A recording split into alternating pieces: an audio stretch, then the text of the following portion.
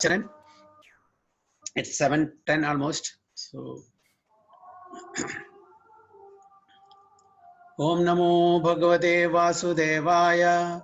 Om Namo Bhagavate Vasudevaya. Om Namo Bhagavate Vasudevaya.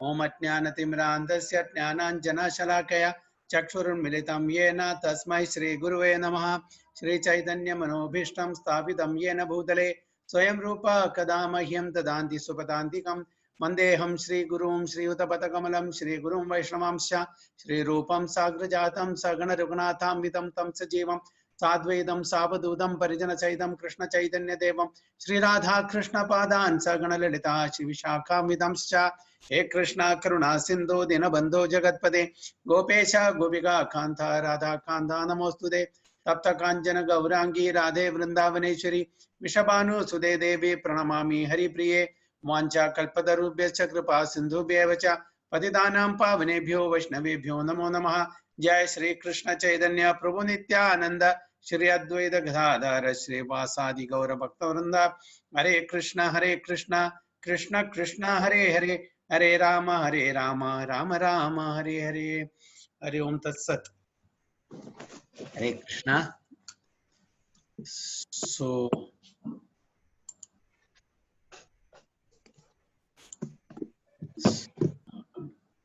and let me take the Bhagavad Gita 1 second.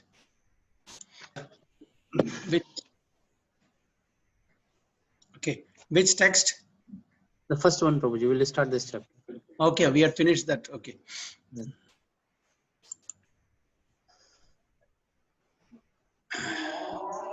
So, Hare Krishna. So, we are reading from Srimad Bhagavad Gita, 16th chapter, 1 to 3 verses.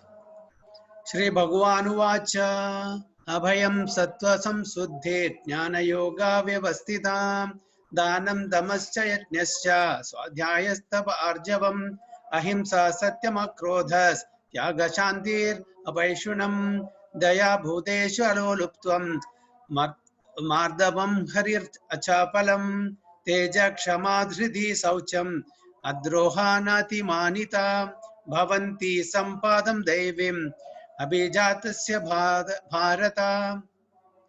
Okay. Sarvapalaka Prabhu and Mataji.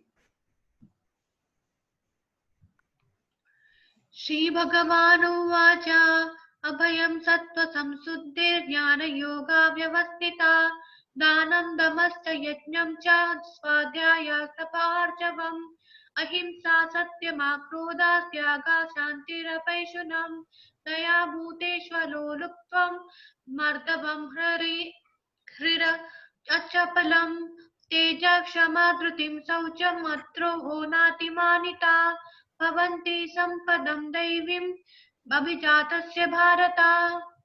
Very good. Translation, Prabhuji.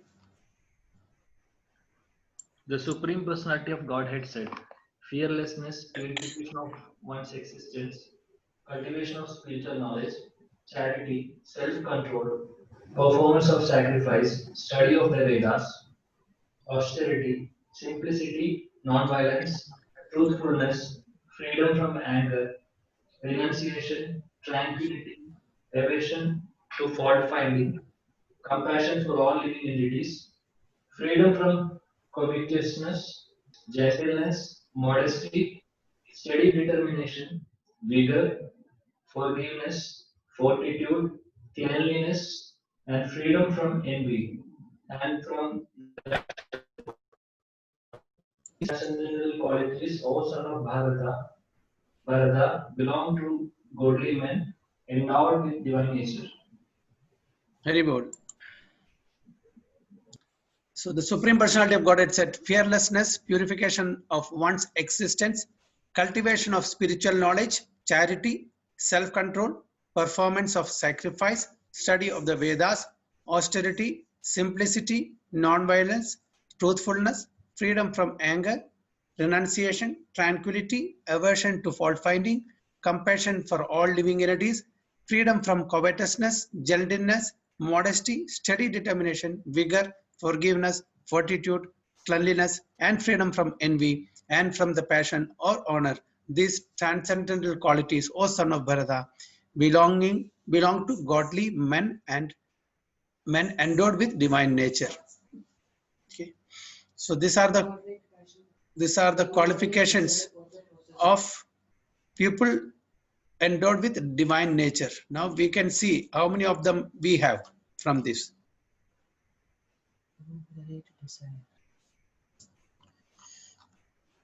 We want to assess. None of these qualities. What about others? How many of this, if you are given this thing, question of this, how many of this qualification do we possess from the list given? 0, Prabhuji. Why? So after so many years in Krishna consciousness, something should be there, no? Prabhu, if it is 0, it is still better, Prabhu. We are talking about negative, Prabhu. Negative Hare qualities. Krishna, Prabhuji. So that you are talking about the pre-Kanishta, that means. Hari bol, Prabhu. Okay, so, see, we have all the qualities, but in minute. Every one of us, to some extent, the degree varies from person to person. It's not that we don't have anything, isn't it? Now let us take one by one. Okay, fearlessness. Okay, we are not always fearful. At certain occasion, circumstances, we have that quality also. We are not afraid of always of everything. And purification of one's existence. We do a lot of austerities in this direction, isn't it? Aren't we doing? Cultivation of spiritual knowledge. Yes, we are doing. We are reading Srimad Bhagavad Gita, Bhagavatam, attending so many, senior devotees and Maharaja's lectures. Charity we are doing. Self-control, yes, to a certain extent. Performance of sacrifice, of course, that is japa, study of Vedas, all this Bhagavad Gita, Bhagavatam, austerity, this fasting on Ekadashi, and so many other things. Simplicity, yes, we are trying to become simple, although many times we cannot do that. Non-violence, we are trying to practice that. Truthfulness also we are trying to practice. Freedom from anger, yes, to a certain extent we are trying that. Renunciation, yes, at times we become renunciant, especially when we see this such pandemic situation and somebody very near and dear leaves us. That at least for that, this is called smashana vairagya. At least for that, sometime we will become renunciant. What is the use of all these things? This life is temporary. So that thought at least comes at that particular time. Tranquility, that is equanimity. Aversion to fault finding, we are trying to practice that. Compassion for all living entities, yes, we are trying to get others also into Krishna consciousness. Freedom from covetousness. What is covetousness? What does it mean? Oh, freedom. Desire from possession. So to possess many things, name, fame, position, and all these things. And gentleness, yes, we are trying that. Modesty, steady determination, vigor, forgiveness, fortitude, cleanliness, and freedom from envy, from the passion for honor. These stands. So don't we have all these things in minute quantity? Yes, Prabhu, very, very minute, Prabhu. Yeah, but still, no, at least, and we are trying to develop these qualities. Yes, Prabhu, Otherwise, that is very correct, Prabhu. Yeah, we are trying to develop these qualities, and some of the qualities we have in minute quantity, in minute degree.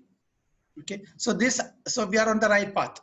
So these are the qualities endowed with the divine nature. So what is this thing chapter named? The divine and demonic nature, right? So these are the qualities that we have to cultivate if you want to come under the category of divine nature. Okay, let us read the purport. In the beginning of the 15th chapter, the banyan tree of this material world was explained. What was that shloka? 15th chapter, the first sloka. ऊर्ध्वमूलमधःशाकम् Urdhamulam Athashakam. Okay. The extra roots coming out of it were compared to the activities of the living entities, some auspicious, some inauspicious. In the 9th chapter also, the Devas or godly and Asuras, the ungodly or demons, were explained. Now, according to the Vedic rites, activities in the mode of goodness are considered auspicious for progress on the path of liberation, and such activities are known as Devi Prakriti, okay, transcendental by nature. Those who are situated in the transcendental nature make progress on the path of liberation. For those who are acting in the modes of passion and ignorance, on the other hand, there is no possibility of liberation. Why there is no possibility for those in the mode of passion and ignorance? What is the reason?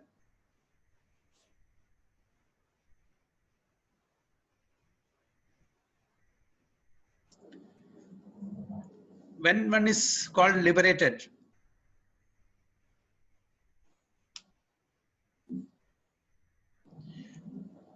when will one gets liberated? In what platform? Prabhu, in the Shuddha Sattvic mode, Prabhu, which is Yes. beyond the three Yes. modes of material nature. Yeah, right. Yeah, that is a stage of liberated stage. Okay, so that's why in the mode of passion ignorance, there is no chance of getting liberated. One has to slowly and gradually, from ignorance to passion to goodness, and from goodness they have to transcend to the pure mode of goodness. Okay, so there is no possibility of liberation. Either they will have to remain in this material world as human beings, or they will descend among the species of animals or even lower life forms. So depending upon the credit that we have, impious credits that we have, or karma bhala, papa that we have in our account. So we may have to even go to the lower forms of animals, even lower than that also. Or if we are somewhat good in the mode of passion to a certain extent, we may get a human body also. So in this 16th chapter, the Lord explains both the transcendental nature and its attendant qualities and the demonic nature and its qualities. He also explains the advantages and disadvantages of these qualities. Okay. The word Abhijatasya, in reference to one born of transcendental qualities or godly tendencies, is very significant. To beget a child in a godly atmosphere is known in Vedic scriptures as Garbhadhana Samskara. If the parents want a child in the godly qualities, they should follow the 10 principles recommended for the social life of human being. In the Bhagavad Gita, we have studied. Also, before that, sex life for begetting a good child is Krishna himself. Okay, sex life is not condemned provided the process is used in Krishna consciousness. So it should be used for begetting Krishna conscious children. In other words, those who are in Krishna consciousness at least should not beget children like cats and dogs, but should beget them so that they may become Krishna conscious after birth. That should be the advantage of children born of father and mother absorbed in Krishna consciousness. So if you want to get children endowed with godly qualities or Krishna conscious children, we should follow or we should do the samskaras. Especially if you want children, good children, we should have the Garbhadhana Samskara done. So this is what here it is mentioned. The social institution known as Varnashrama Dharma, the institution dividing society into 4 divisions of social life and 4 occupational divisions. Which are those 4 social life and occupational divisions? Can someone say the social life, the social divisions? ब्राह्मण क्षत्रिय वैश्य शूद्र Yeah.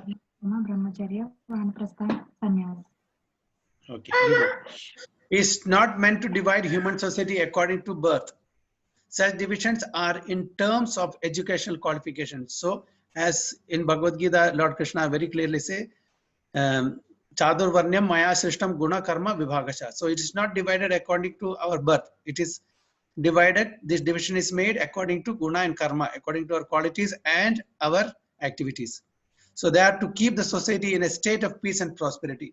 So, if suppose everybody is Brahmana, or everybody is Kshatriya, or everybody is Vaishya, or everybody Shudra, can the society function smoothly?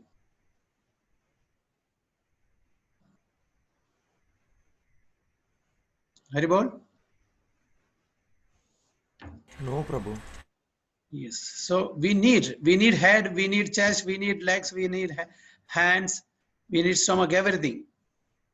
Isn't it? It's not that we need only the wisdom, only the head. So we need Brahmanas, we need Kshatriyas, we need Vaishyas, we need Shudras. Only then the society can function very smoothly without any disturbances.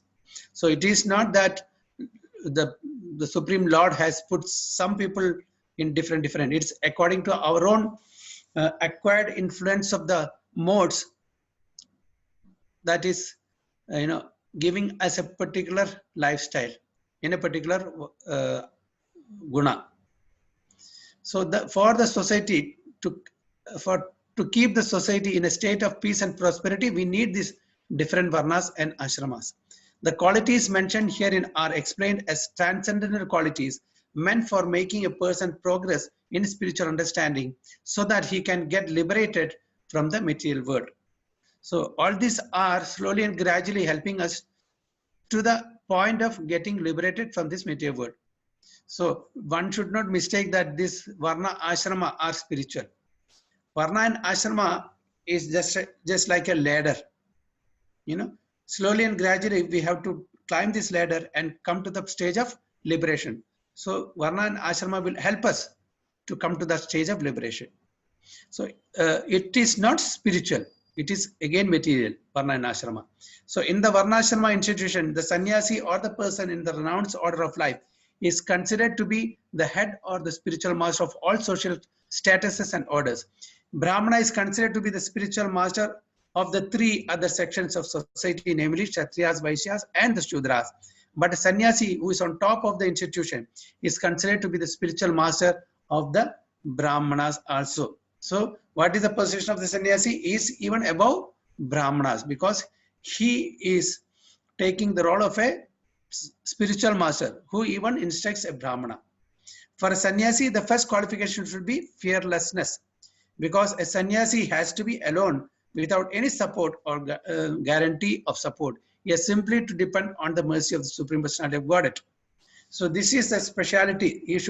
One should not think, oh, I don't have any bank balance, I don't have anybody to support, how can I live? Sannyasi will not think that way. He has 100% faith and conviction in the protection of the Supreme Lord. So he has no fear at all. Because we also know the sannyasis doesn't have any home of their own. They don't have account balance, or they don't have any possession or possessions. So whatever meager possession they have, their few clothes or some belongings, that's all. So they don't accumulate. Okay, they have 100% faith in protection of the Supreme Lord. If one thinks, after I leave my connections, who will protect me? He should not accept the renounced order of life. So one who has that fear should not accept the renounced order of life. One must be fully convinced that Krishna, or the Supreme Personality of Godhead, in his localized aspect as Paramatma, is always within. That he is seeing everything, and he always knows that one intends to do.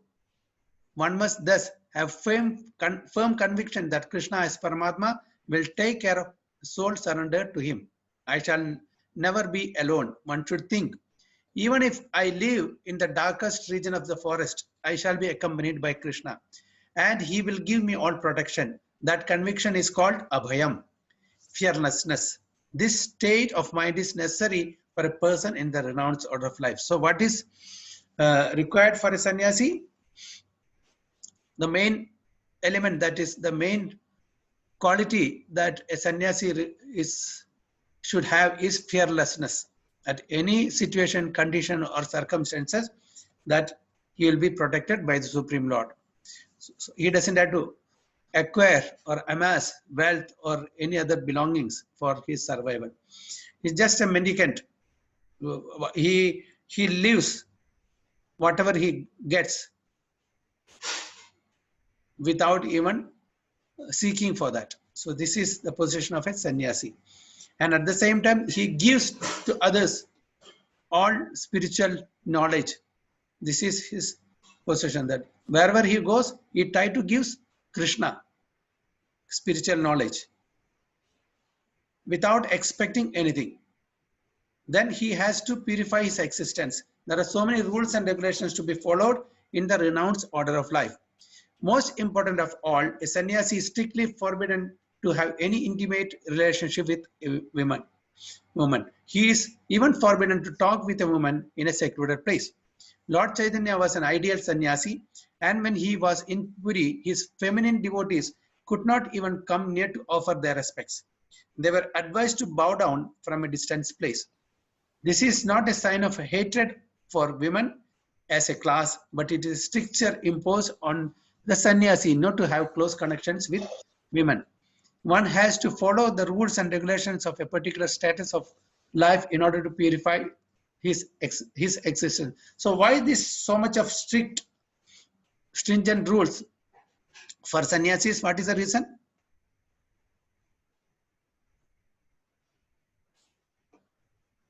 What is the reason? Sannyasis are forbidden to see. Even Chaitanya Mahaprabhu, very nicely showed an example what how a sannyasi should behave as far as the opposite gender is concerned. So why so much of strictness for the sannyasis? It's not there for others. Why? Anybody can say?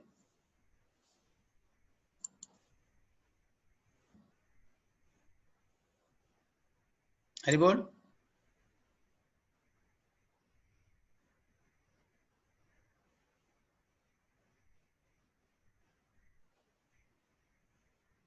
Sleeping? All are sleeping? Yes. Say why?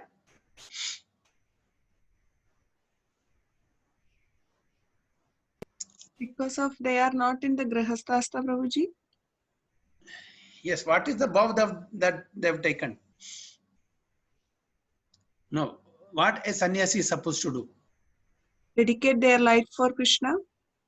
Yeah, dedicate their life for Krishna. So now, why that they are not supposed to, freely mingle with the opposite sex? They may deviate from their vow. Yes, the strict celibacy. So manasa vacha karmana, one should not get disturbed. So that is the reason they are avoiding maximum possible, because they have taken the vow of strict celibacy, and they will not even by word or thoughts or deeds, they will not indulge in any of sensual activity, essential pleasures. So that's why, and for that ashram it is required. Otherwise they cannot maintain the rules and regulation of the ashram. So as far as possible, it is for us also, that we should have a limit, especially the female, the Madajis should have a limited interaction with brahmacharis and sannyasis. So that is the guideline that given in the Shastras. Yeah, if you see the BAPs, they're very strict. BAPs? Yes, Prabhu. Abu Dhabi. They're they're very strict in that perspective. Why? They will not even, to take, to pay pranam or to take ashirvad of the sannyasis. The ladies don't go. But yes, Prabhupada, our ISKCON, it's little lenient towards that because of many reasons. Anyway, because of the leniency also, many of the sannyasis also fell from their position. So that's also we have to understand. So as far as possible, we should restrict, especially the Madajis should restrict themselves in freely mingling with sannyasis especially. Okay. So that is the reason. So the ideal sannyasi was Lord Chaitanya himself, and we can learn from his life that he was very strict in regards to women. Although he is considered to be the most liberal incarnation of Godhead, accepting the most fallen conditioned souls, he strictly followed the rules and regulations of the sannyasa order of life in connection with association with women. One of his personal associates, namely Chota Haridasa, was associated with Lord Chaitanya along with his other confidential personal associates.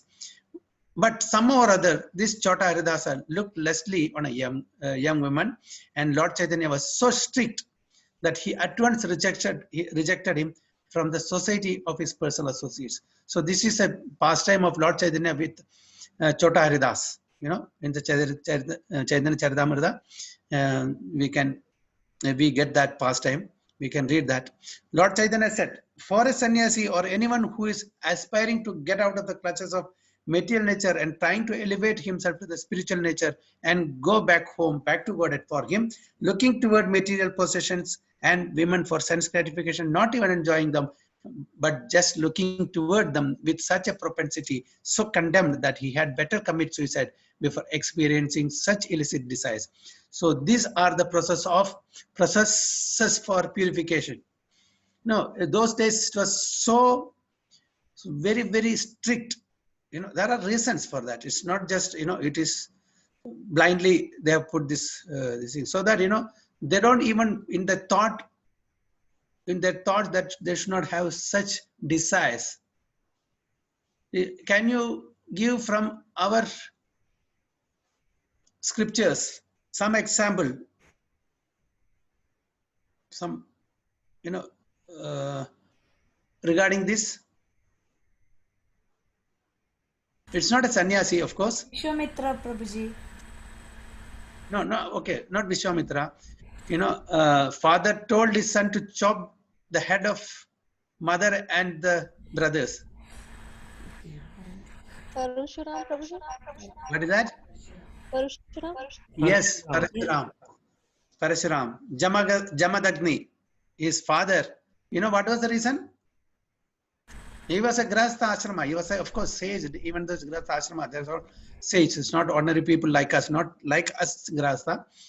What was the reason? Anyone remember?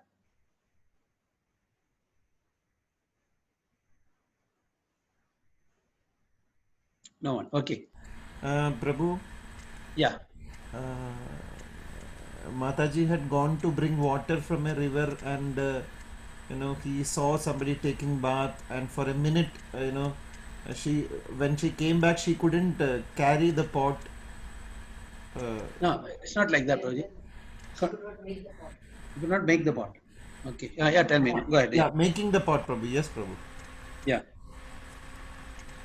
So, because Gandharvas were playing in that pool or, you know, lake, whatever it is. So she, you know, saw that for some time got delayed. And with this mystic power, Jamadagni could make out why she was delayed. You know, and he was very furious because he had to do some puja or something, getting the water from the pond, and it was delayed, and he could make out why she was delayed, because she was seeing what the Gandharvas were doing there. You know, they're spotting in the waters. And he got very furious. And when he asked his sons, as a punishment, you just chop the head of your mother, because she was, you know, looking the vihara, the playing or sporting of the Gandharvas there in the pond. So she's not chased from that perspective. So you just chop the head of your mother. So all the four brothers did not listen. And Parashurama was not there at that time. He had gone to the forest. When he came back, Jamadagni told Parashurama what happened, and he told Parashurama, chop off the head of your mother and all the four brothers. Without any hesitation, immediately did that. What Parashurama did is right or wrong? Hare Krishna Prabhuji. Yes. Hare It's Krishna. right, Prabhuji. He believed in the father. Out. ऐसे भी उसको जीवित कराए करके इसको मालूम है, इसलिए ऐसा कर रहे. Pitru Vakya. Okay, brother. Yes, yes, I know. Others, what he did, Parashuram did, was right or wrong?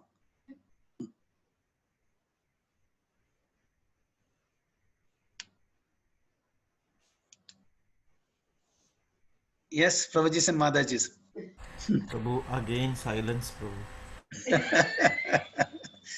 If you say yes, also problem. If you say no, also problem, right?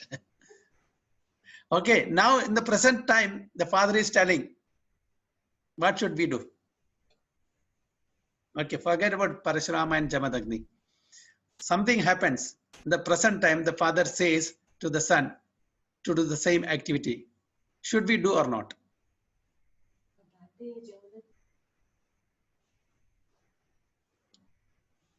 Should we do or not?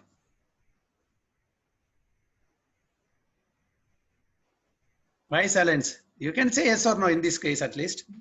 No, Prabhuji, Prabhuji. now the rule of law is there, Prabhuji. So, No, forget about rules and all these civil laws and everything. Okay, we are not considering that. Okay, you will not get implicated because of that. Let us assume. so now, Prabhuji, CCTV cameras are there all around. We have to check. No, I can put that off. No problem for you. That's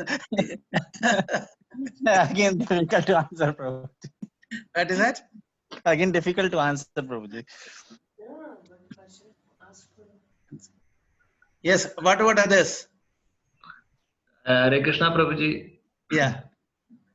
Parashurama's father was not an ordinary person. He was a transcendental person. So Parashurama was quite sure that whatever his father is telling will be right because of that transcendental qualities.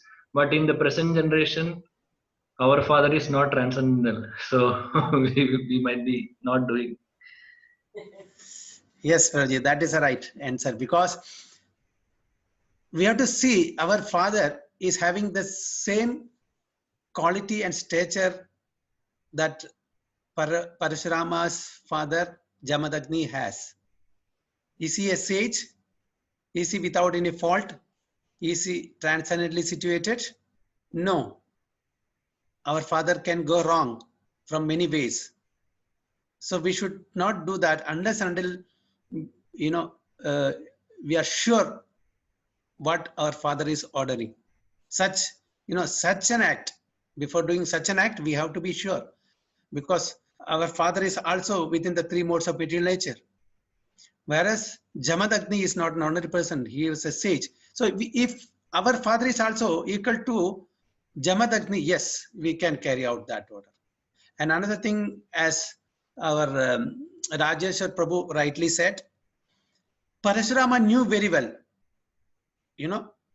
that whatever Jamadagni said, he's just obeying the instruction of his father, who is not an ordinary person.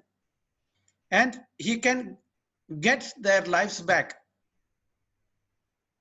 Okay, he can get the lives of his mother and his brothers back because Parashurama's father Jamadagni had that ability or that power or prowess to give them back life. Our father has that? No. So the present days, if our father says to do such a ghastly act, we should never do, because we know ourselves, we know our fathers. Okay, so immediately why he obeyed? Because that was the instruction of the father, and he knew very well, Parashurama knew very well who his father is. So immediately after he did that, and what Jamadagni asked, now you ask me, because you are an obedient son, you ask me some boon, I will award you that boon. So what boons did he ask? Prabhu, to bring everyone back to life, and also Yes. So that nobody knows that he did that. Yes. So even in the dream of his mother and brothers, they should know, even in the dream, they should know that such a thing has happened. and he could award that boon, and they all were brought back to life. So in the present days, you will not find any person like that. So is it clear? Hari Bol Prabhu, clear Prabhu. Okay. So the next item is Jnana Yoga Vyavasthiti. Okay. Being engaged in cultivation of knowledge. Sannyasi life is meant for distributing knowledge to the householders and others who have forgotten their real life of spiritual advancement. Sannyasi is supposed to beg from door to door for his livelihood, but this does not mean that he's a beggar. So this is very, we have to understand this with clarity. So sannyasis, when they go for begging food, we should not underestimate that they are just like a street beggar going from home to home asking. So the main idea of sannyasi is going to door is to give spiritual knowledge to the householders. That is the main reason. And his life, he support his livelihood by begging whatever he gets. So the main thing is we should, whoever comes, of course, nowadays so-called sannyasis are coming. The real sannyasi comes, it is the duty of the householders to support them, because they are the people who can help us in transcending these material modes. Okay, so he is not a beggar. Humility is also one of the qualifications of a transcendently situated person, and out of sheer humility, the sannyasi goes from door to door, not exactly for the purpose of begging, but to see the householders and awaken them to Krishna consciousness. This is the duty of a sannyasi. So this is the duty. What is that? To awaken them to Krishna consciousness. If he is actually advanced and so ordered by his spiritual master, he should preach Krishna consciousness with logic and understanding. And if one is not so advanced, he should not accept the renounced order of life. So only when one person is ready to accept that order of life, they should accept, not artificially. Okay. But even if one has accepted the renounced order of life without sufficient knowledge, he should engage himself fully in hearing from a bona fide spiritual master to cultivate knowledge. A sannyasi or one in the renounced order of life must be situated in fearlessness, sattva samshuddhi, purity, and jnana yoga, knowledge. The next item is charity. Charity is meant for the householders. The householders should earn a livelihood by an honorable means and spend 50% of their income to propagate Krishna consciousness all over the world. Thus, a householder should give in charity to institutional societies that are engaged in that way. Charity should be given to the right receiver. There are different kinds of charity, as will be explained later on. Charity in the mode of goodness, charity, passion, and ignorance.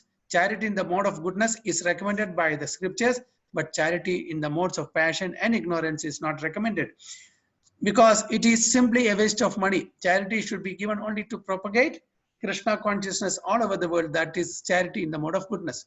Desha, Kala, Patra. So one should do charity according to Desha, Kala, and Patra. So you have to, the appropriate person in the appropriate way in appropriate circumstances. Okay. So charity should be given in the mode of goodness, not in the mode of passion and ignorance. So one has to be very clear about that. So any comments on this para about the charity? Hare Krishna, Prabhuji. Yes. Prabhuji, what is the meaning of Sattva Sanshuddhi?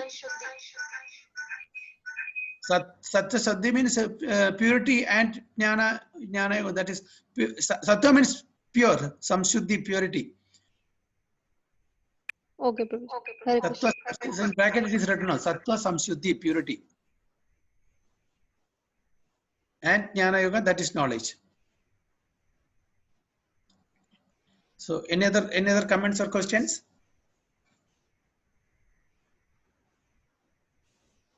So did you understand about the three kinds of charity? Charity in the mode of goodness, passion, and ignorance? Hare Krishna Prabhuji, would you mind to explain about charity in the mode of passion and ignorance?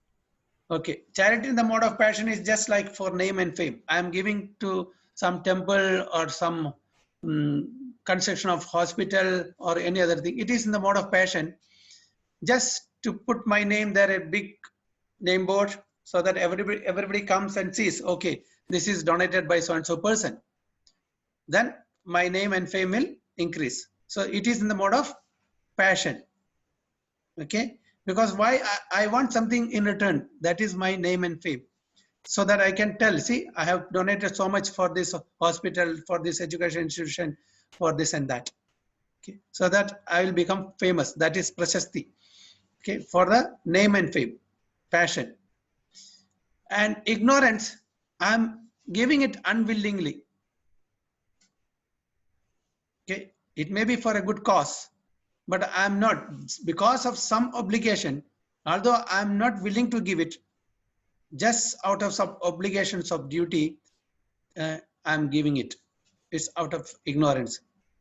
Okay, for example, suppose we are going on the street, a beggar is following me, asking for some charity, for bringing some food or something, some money.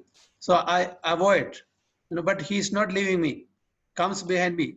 Then just to get rid of him, just throw some 5 rupees or 10 rupees, and he takes it and go away. It is in the mode of ignorance. I am not willing to give, but then still there is no other way. I am just forced to give. Okay. And what is, so is it clear, Mataji? Yes, Prabhuji, Haribol. And what is in the mode of goodness? Charity to whom? Charity to the Vaishnavas and for the for Vaishnavas temple. And qualified Brahmanas and Vaishnavas. Qualified, we have to add qualified, because nowadays you'll find many pseudo Vaishnavas and Brahmanas. And for even in the temple also, in the in name of temple, some people, they collect and they use it for some other purpose. So what about this this charity for prime ministers or chief ministers, relief fund, flood fund, this fund, that fund? Better to avoid, Prabhuji. Because we don't know, because it's all going to the pockets of all the ministers, politicians, and they will use it for all bad purposes. It's an ocean.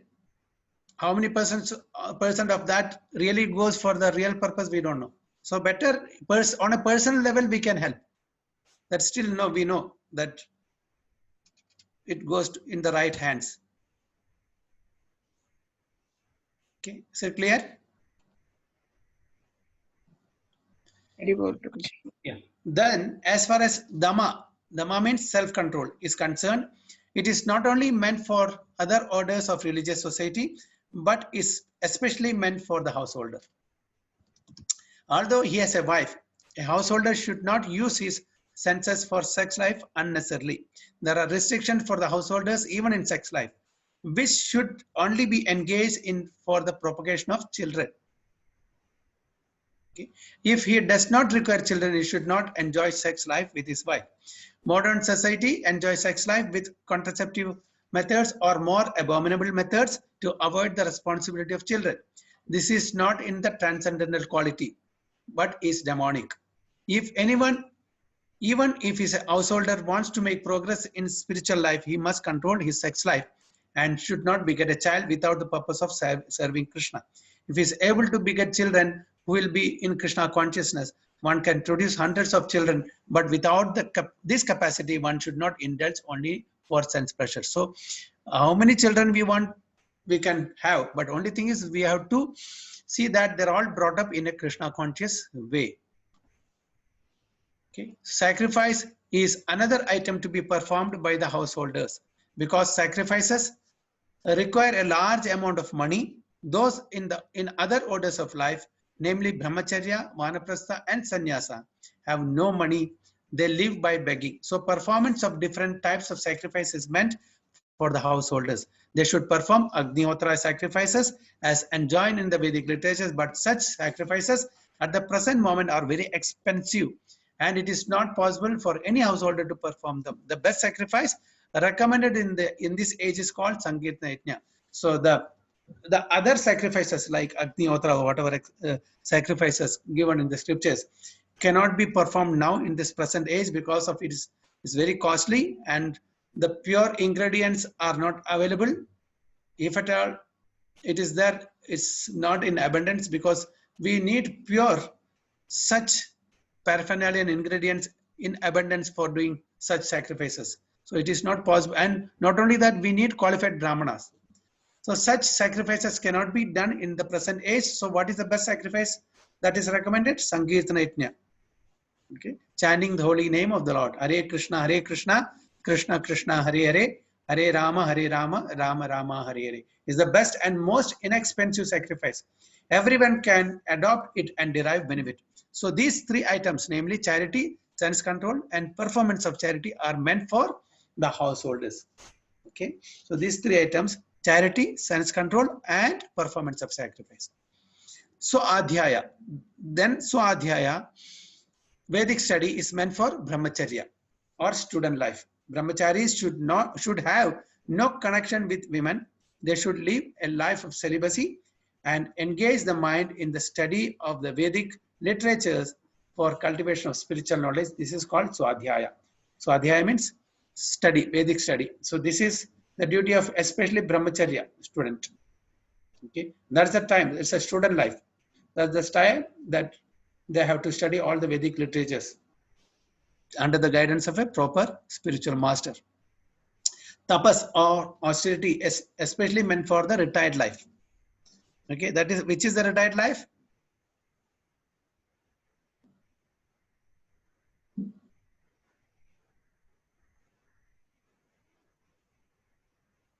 Which is the retired life?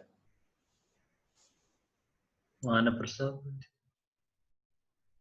Yes, Vanaprastha. Okay, so tapas or austerity is especially meant for the retired life, Vanaprastha.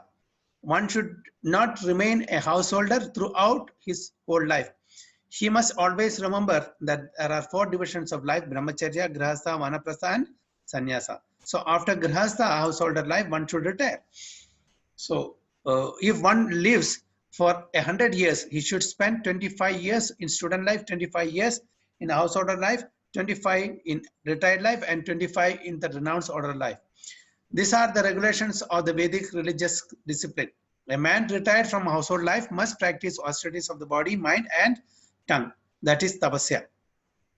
The entire Varnashrama Dharma society is meant for tapasya. Without tapasya or austerity, no human being can get liberation.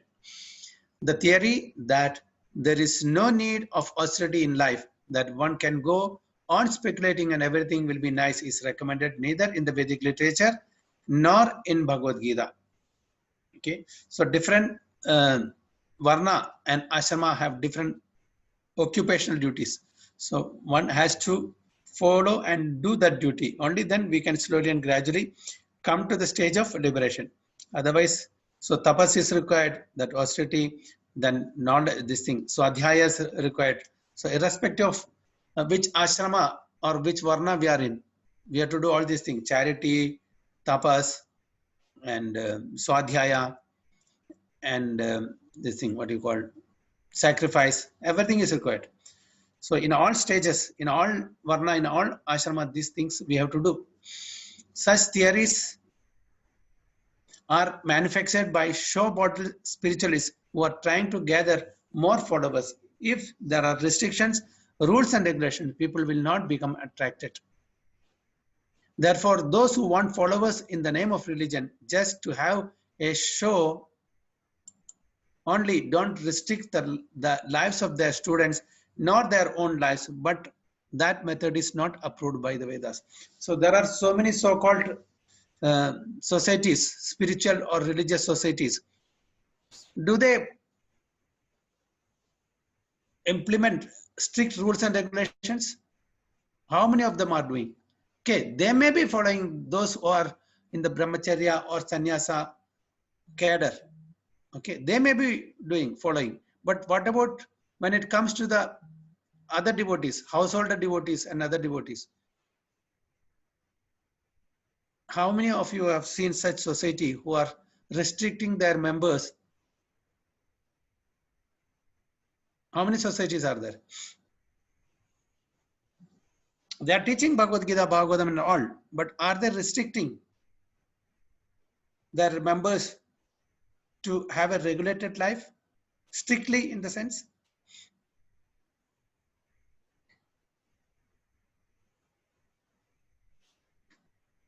Do you know anyone?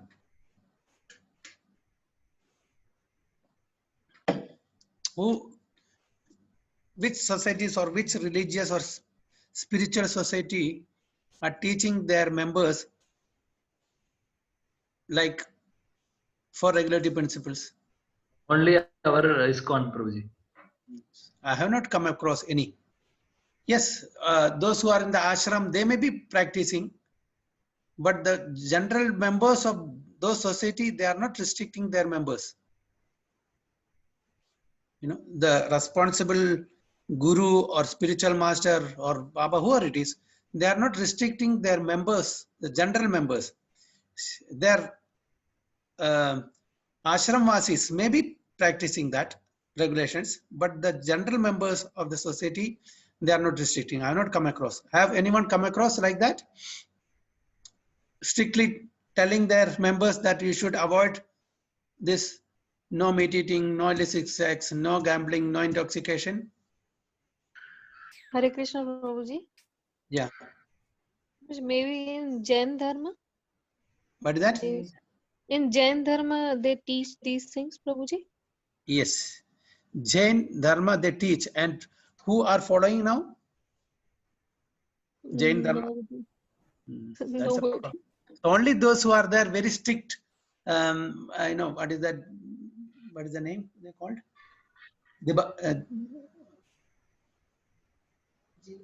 What they called, Mataji? Digambars. Digambars. One more, another group? Shwetambar. Yeah. So those who are practicing, very few of them are practicing, Mataji. But the general people, they are not practicing. Yes, Prabhu. When we become a member of a society, religious or spiritual society, the members are supposed to be taught, isn't it? So this teaching is not generally given. So only the serious people in that society are following. Yes, there's no doubt. But even for other, other people, for example, now BAPS, okay, they are good people. But then who are following? Only the main people, the brahmacharis are following very strictly, very strict there. But their members, no, they are not following. Like how the ISKCON society is teaching, they are not teaching that. Yes, in general, they are teaching everything. But there is no strict regulation as such. That's what I have observed. I don't know if anybody has some other opinion, please come.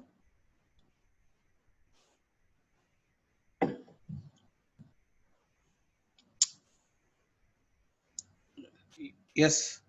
Any comments?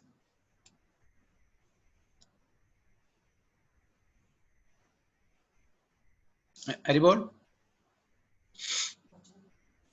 So we'll read further, then we'll discuss. As far as the Brahmanical quality of simplicity is concerned, not only should a particular order of life follow this principle, but every member, be he in the Brahmachari ashrama, Grahastha ashrama, Vanaprastha ashrama, or Sannyas ashrama, one should be very simple and straightforward. Okay, ahimsa means not arresting the progressive life of any living entity. One should not think that since the spirit spark is never killed even after the killing of the body, there is no harm in killing animals or sense gratification. So this is what we have to understand. Ahimsa means not arresting the progressive life of any living entity. How is that? What do you understand by this?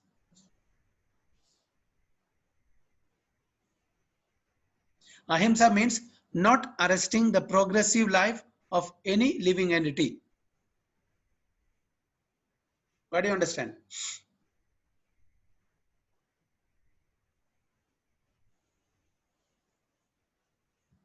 If you kill an animal, what happens?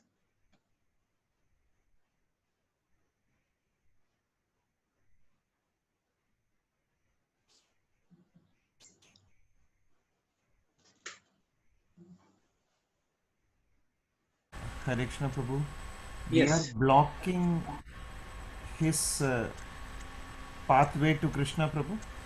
Like, you know, although they have to go across a set path, and that set path we are interfering and hampering their progress, Prabhu. Yes. So, any more points?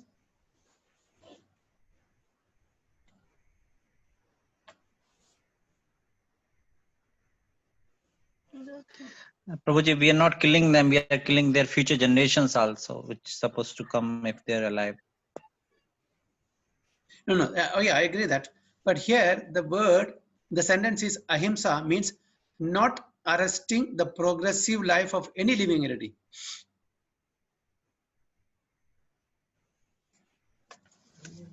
How do we understand that?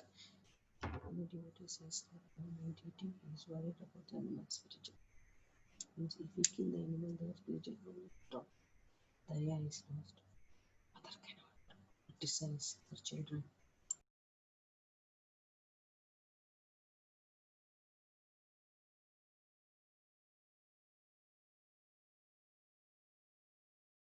Prabhu, is it something like, to be more specific, Prabhu, that say suppose as a fish I have to live for 10 years, but Yes. I am being killed in 1 year. So again I Hmm. have to take birth on the same species and spend another 9 years to finish off my, Quota. yeah, Prabhu. Is it something like that, Prabhu? Yeah, that is also one of this reason, you know. So by killing, we are arresting, we are checking, we are stopping the progression of the life of that particular living entity. Again, it has to go through that cycle again. So not only that, and when we are, and the spiritual progress also checked by intervention, by our intervention. By how? By killing them, that body. We cannot kill the soul. By killing them, their body, we are also checking their progress, spiritual progress also. Spiritual progress, although in lower forms of lower species of life, that's also hampered. It takes more time. So we have no right to check the progress of any living entity, spiritual progress of any living entity. Okay, although we may, since we know this, what you call philosophy, that we are not killing the soul, we are killing the body. That is not the case. Okay, because this soul is encaged by material body. So without body, the soul cannot progress in the material world. It should have a body to act. So if, as you rightly said, if I have been awarded, say, 40 years in this particular body, and if I'm myself, committing suicide, or somebody else kills me, again, I have to take another body for 20 years without, okay, if I'm doing atmahatya or suicide, then without body also. So that much time is lost. And we don't know where we'll end up, in which body. So it is not only checking the spiritual progress of the living entity, and secondly, we are not supposed to do that. We have not created, and we have no right to kill them also. So ahimsa is not only physically killing, any spiritual progress, if we hamper of a living entity, it is himsa.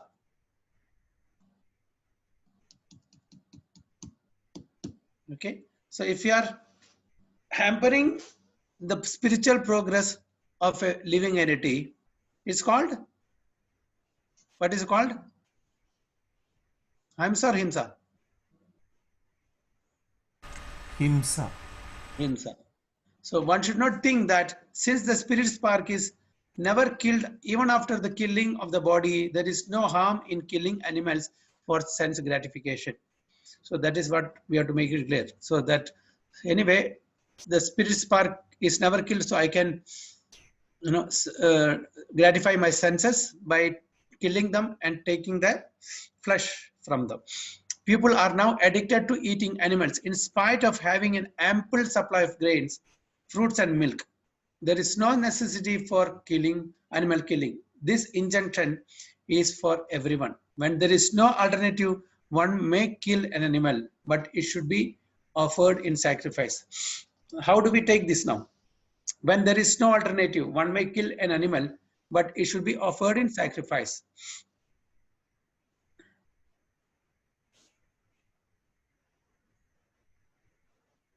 When there is no alternative, when there is nothing for us to survive, in that case, we can. Certain places are there where there are no vegetations. Eskimos, they don't get vegetables there.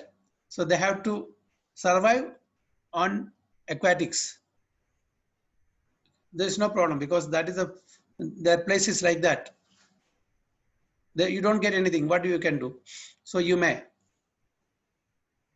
survive on fishes. So, and what you should do? It should be offered in sacrifice. So that sacrifice is also required. At any rate, when there is an ample food supply for humanity, persons who are desiring to make advancement in spiritual realization should not commit violence to animals. Real ahimsa means not checking anyone's progressive life. The animals are also making progress in their evolutionary life by transmigrating from one category of animal life to another. So this is their evolutionary progress. So we should not check that. If a particular animal is killed, then its progress is checked. If an animal is staying in a particular body for so many days or so many years and is untimely killed, then he has to come back again in that form of life to complete the remaining days in order to be promoted to another species of life. So their progress should not be checked simply to satisfy one's palate. This is called ahimsa. So is it clear? So even if somebody is untimely killed, that soul has to again enter into same form, then complete the remaining days in order to be promoted to another species of life. So we should not cause any hindrance in their progressive evolution. Is it clear? Clear, Prabhu. Satyam. This word means that one should not distort the truth for some personal interest.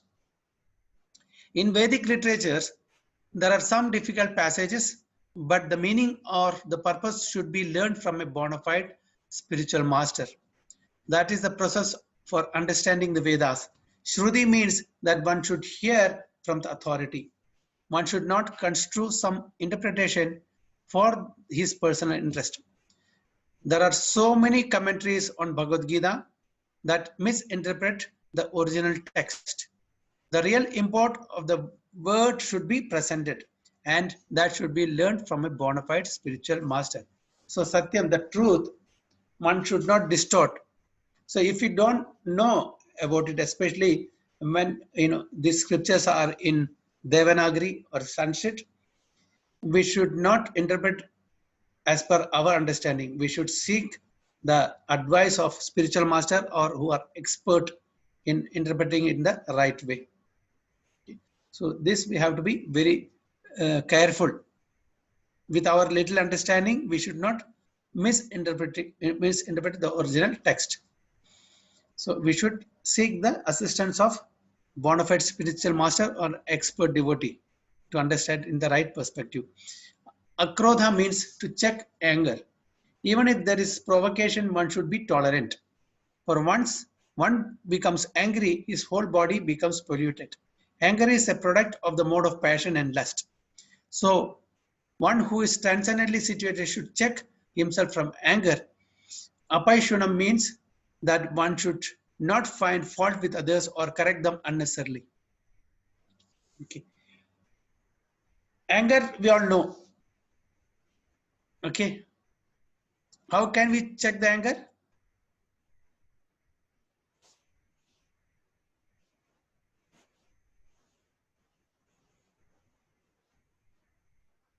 Haribol?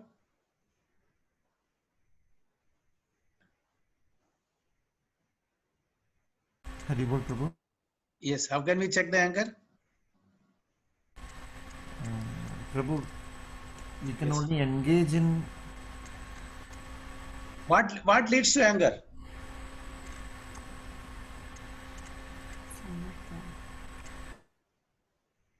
What leads to anger?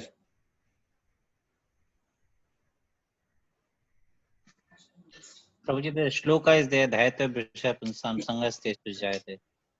Yes. So what is that? What leads to anger? So Kama Krodha Vijayate, Prabhuji. Yes. So kama leads to anger. So we have to catch the root. Okay. So if we can check the kama, the lust, the desire to enjoy anything material, and if it is unfulfilled, that leads to anger. Isn't it? Yes. What is the slogan, Prabhuji? Dhayato Vishyapunsam Sangas Tesu Jayate. Yes. Dhayado Vishaya Pumsam Sangas Teshu Vijayade. Sangha Sanchayade Kama, Kama Krodha Vijayade. Okay. So Dhyayade Vishayam Pumsam. When we contemplate on the sense objects, attachment arises. Right? So the root cause is lust. The root cause for anger is lust. So we should check the lust first. Unnecessary lust, that is desiring for material enjoyment, sense gratification, should be stopped. Then anger won't be there. When we desire something and it is not fulfilled, automatically anger comes. Okay. So lust, how can we check? Following what? How can we check the lust?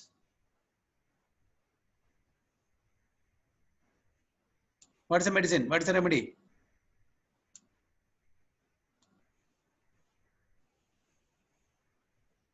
In Krishna consciousness, there is only one remedy. Everyone knows that. What is that? Hare Krishna, Krishna Krishna, Hare Hare, Hare Rama, Rama Rama, Hare Hare. Okay, chanting the holy name of Lord Krishna sincerely, without any offenses. If we chant, lust will automatically go away. So if there is no lust, there is no anger. Right? So offenselessly, attentively, we should chant our rounds every day. That will help us to get rid of lust. There are three main gates to hell. Which are those? Lust, anger, and greed. Yes, lust, anger, and greed. These are the three main gates to hell. So we should check these three important elements. Okay. So then comes apaishunam, means that one should not find fault with others or correct them unnecessarily. Okay. Whose mistakes can we correct? Whose faults can we correct?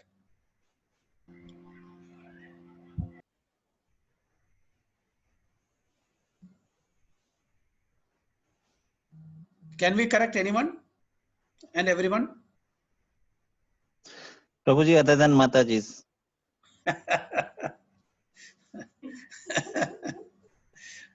Other than Mataji's, other than Mataji. Mataji, Prabhuji.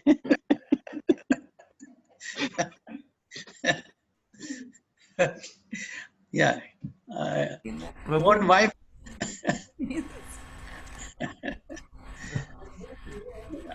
Husband can, correct the mistakes or faults of the wife. The guru also can do. Yes, of course, the Lord, definitely. So guru and husband can correct. They have the right. Okay. And we can also correct if you have a relationship. So if you have a relationship with a person, you can correct. If you don't have any relationship you cannot correct. Children, of course, the parents can correct the children, yes, to a certain extent. Once they are grown up, you cannot, isn't it? But the husband reserves the right to correct the wife. The guru reserves the right to correct the disciples. Okay, chastise, correct them, all these things. And any person who has a very knit, what's a well-knit connection, who has a confidence in the person and can also correct to a certain extent. Of course, that connection comes when there is a relationship only, otherwise no. So is it clear? As per scriptures, the husband can and the guru can, and the parents. So apayashana means that one should not find fault with others or correct them unnecessarily. So even if there are some mistakes or some flaws, some errors, if we don't have the right to correct, we are not supposed to talk. So if something goes wrong also, we can tell the person concerned, who can correct that person. We should not indulge or we should not involve in correcting somebody whom we have no relationship with. So we should be careful. Okay. Of course, to call a thief is not fault finding, but to call a honest person a thief is very much offensive for one who is making advancement in spiritual life. Three means that one should be very modest and must not perform some act which is abominable.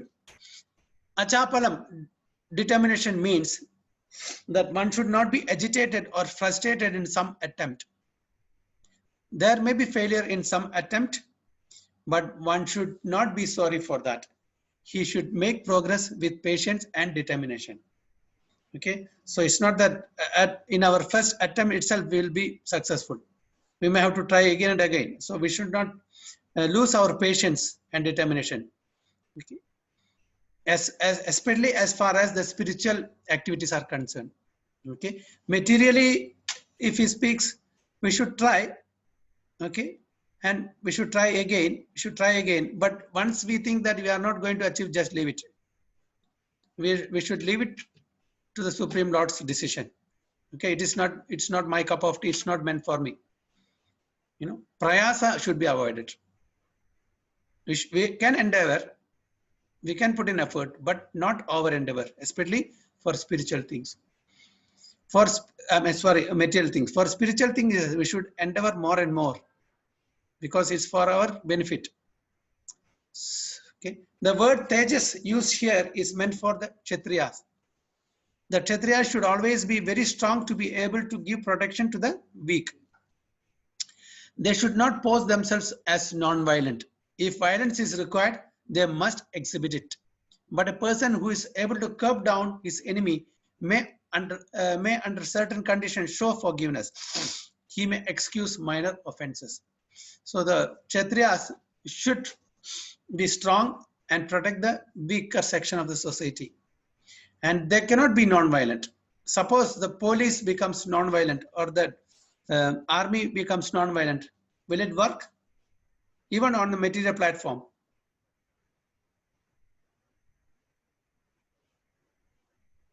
Yes, Prabhujis and Madajis.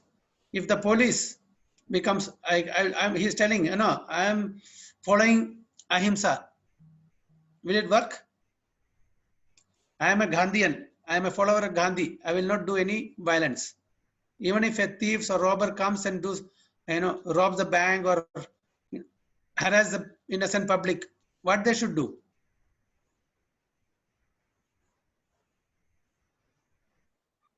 Prabhuji, they should use appropriate power and do the thing. Appropriate violence they should. So you cannot, preach the philosophy of Gandhian principles there. They are supposed to protect. That is the dharma. So they may have to use violence. So that is allowed. Okay. So if violence is required, they must exhibit it. But a person who is able to curb down his enemy may, under certain conditions, show forgiveness. He may excuse minor offenses. So one who takes surrender, suppose the police comes with a revolver and show surrender. If you surrender, they will not shoot, isn't it? If they don't surrender, they may even shoot us. So he will not be punished for that. Saucha means cleanliness, not only in mind and body, but in one's dealings also.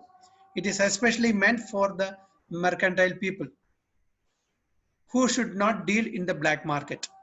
Okay, so this is also a good lesson. So Vaishyas. So it's not the external cleanliness that is we are talking about here. Okay, not only in mind and body, but in one's dealing also. We should be clean. So that is Saucham. So generally we think that Saucham means external cleanliness. Here the Saucham means the external and internal also. So mind, body, and one's dealing also. It is especially meant for the mercantile people who should not deal in the black market. Nati manita, not expecting honor. Okay, that we know that, when we should not expect honor from others.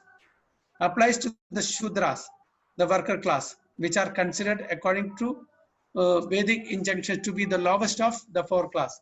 They should not be puffed up with unnecessary prestige or honor and should remain in their own status. It is the duty of the Shudras to offer respect to the higher class for the upkeep of the social order. Is it clear?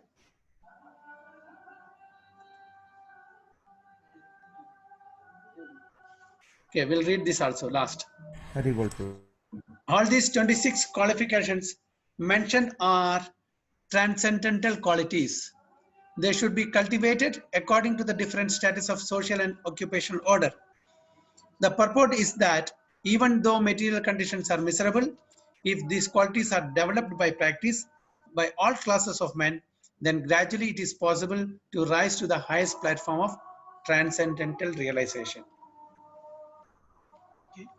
So this is how many? 3 slokas? It's a long purport. We just ran through.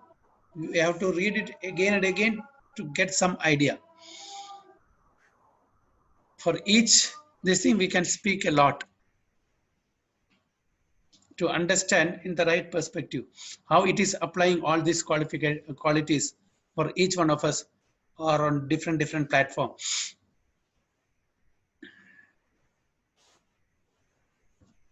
So these are the 26 qualifications of the whose nature? Demonic nature? Whose nature? Divine nature, bro. Divine nature, yes. Okay.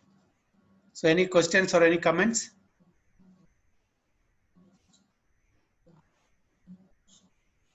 Hari Bol. Hari Bol Prabhu. Okay, so we'll go to the next.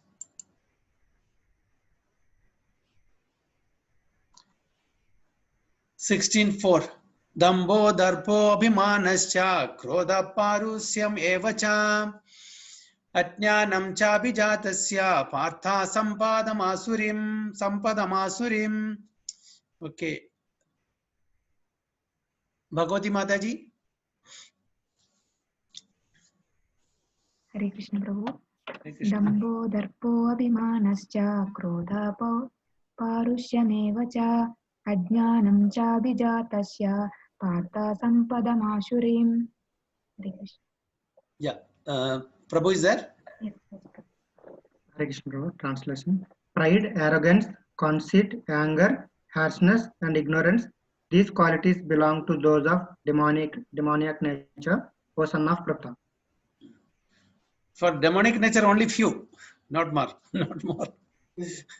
Pride, arrogance, conceit, anger, harshness, and ignorance. These qualities belong to those of demonic nature, O son of Pratha. In this verse, the royal road to hell is described. Prabhupada puts it very nicely. The royal road to hell is described. The demonic want to make a show of religion and advancement in spiritual science. Although they do not follow the principles, they are always arrogant or proud in possessing some type of education or so much wealth.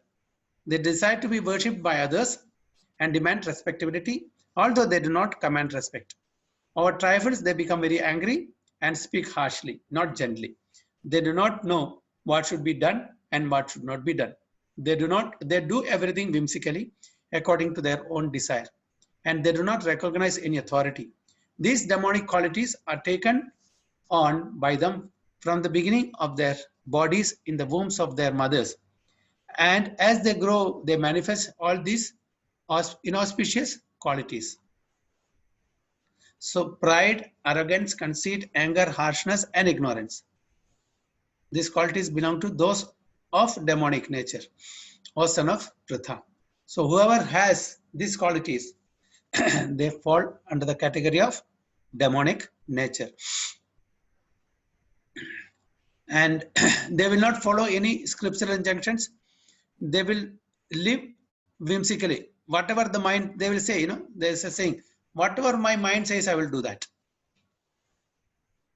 Haven't you heard of people saying that? My mind is my master. Prabhu. Whatever I feel, I do. Whatever I feel, I will do. Whatever my mind says, I will do. Okay. Mind is my master, so I will go according to his instruction. Is this the way that human beings should conduct their lives?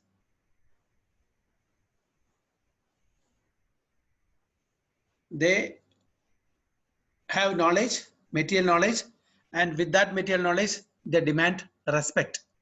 Even though they don't deserve respect, they demand. Okay, then they will exploit others. Those who are following, spirituality, they will exploit them. They will belittle them. They will chastise them. They will scold them. All these things they will do because they think that they are the only people advanced. They are advanced technologically. They are advanced in materially. So they are superior even to those who are following Krishna consciousness. So this is just their arrogance. And for petty things, they will get anger. They are very harsh in their speech, and they are ignorant also. So these are the qualities of people in the mode of, not people under demonic nature.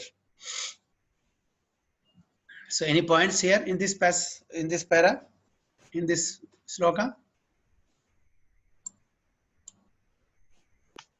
Hare Krishna, Prabhuji.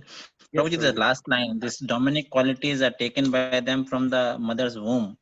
Yes. So it means they take it from the mother's womb. They cannot be created once they got born. Means if you are a divine nature person, the demonic qualities cannot be get from here. Yeah, because according to their karma, the living entity who is going to take birth, and according to the karma of the parents, a match they will get.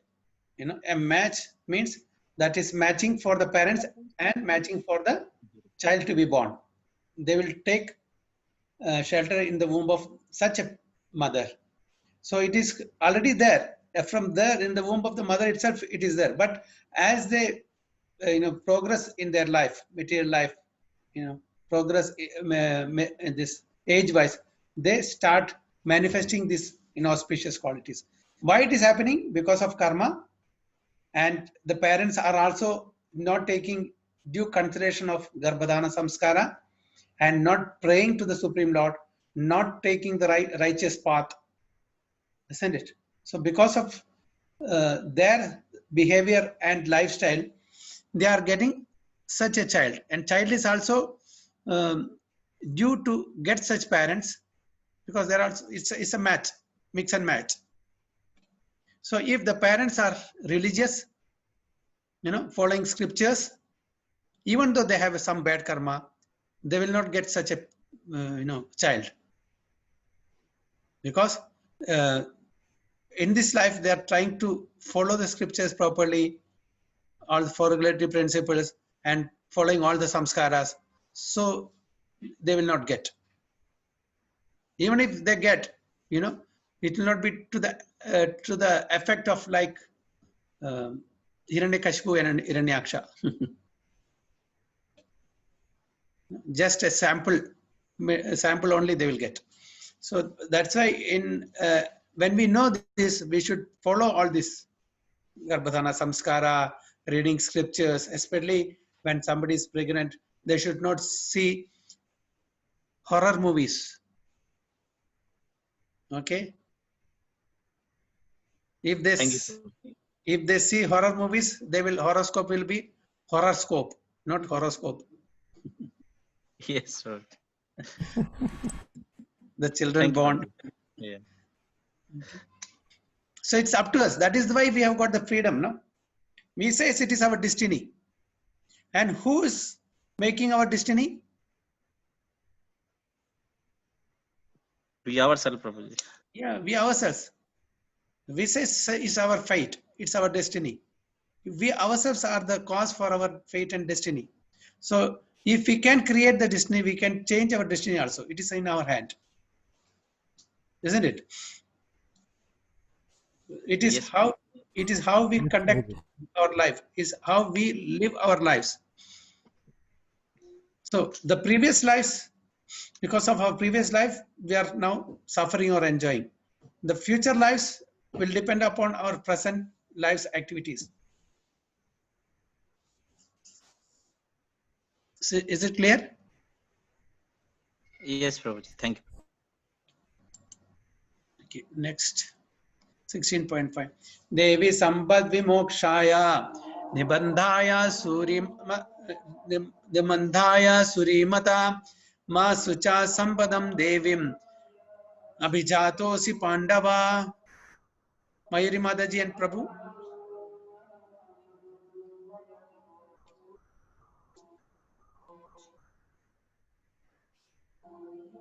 Hare Krishna, Prabhuji. Hare Krishna. Devi Sampad Vimokshaya Nivandaya Suri Mata Mam Shucha Sampadam Devim Avijatosi Pandava. Yes, Prabhuji. Translation, Prabhuji. Hare Krishna. The transcendental qualities of a conducive to liberation, whereas the dominic qualities make for the bondage. Do not worry, O son of Pratha, you are born with the divine qualities.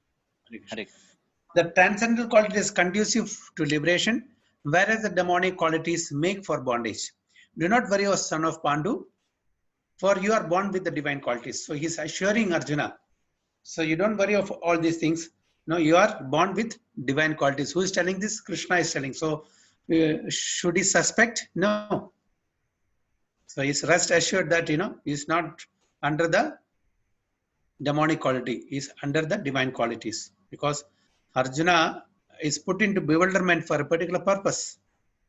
And he is made to ask questions as if we are asking. This is for our benefit. Otherwise, he is born with divine qualities. Lord Krishna encouraged Arjuna by telling him that he was not born with demonic qualities. His involvement in the fight was not demonic because he was considering the pros and cons. He was considering whether respectable persons such as Bhishma and Drona should be killed or not. So he was not acting under the influence of anger, false prestige or harshness. Therefore, he was not of the quality of the demons. For a Kshatriya, a military man, shooting arrows at the enemy is considered transcendental, and refraining from such a duty is demonic. Therefore, there was no cause for Arjuna to lament. Anyone who performs the regulatory principles of the different orders of life is transcendently situated. Just like a police not doing his duty out of sense gratification, okay, thinking that, oh, I'm going to cause embarrassment for others, I'm going to cause harm for others, I will not shoot them, I will not punish them.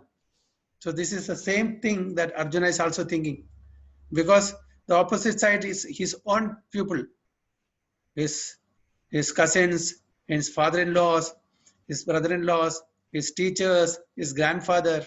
So why should I kill him? Why should I get sinful reactions for killing? But he is forgetting the very fact that he's a Kshatriya. His duty is to do what a Kshatriya is supposed to do. Just like, a police is not doing his duty out of affection for his own people, for example.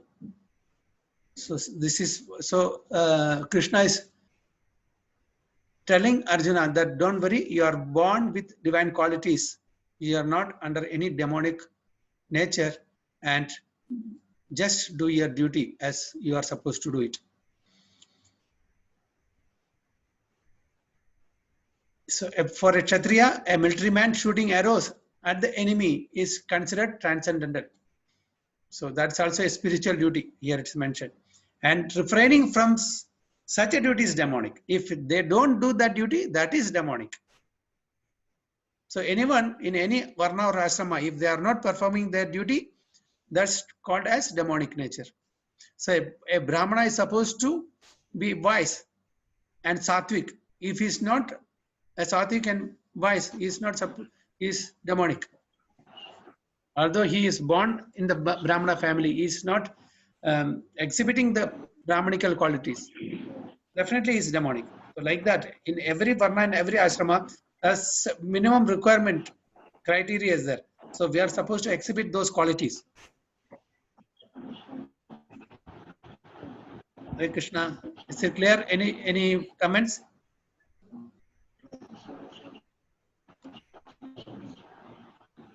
Hari Bol.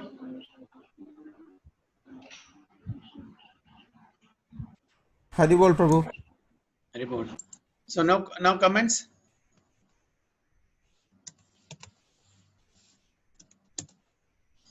Okay, so shall we stop here and we'll discuss further? So next is what? 6. Okay. So please put on your videos.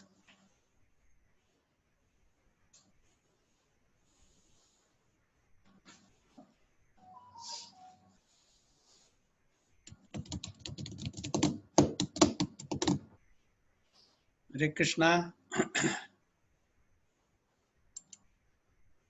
Yes.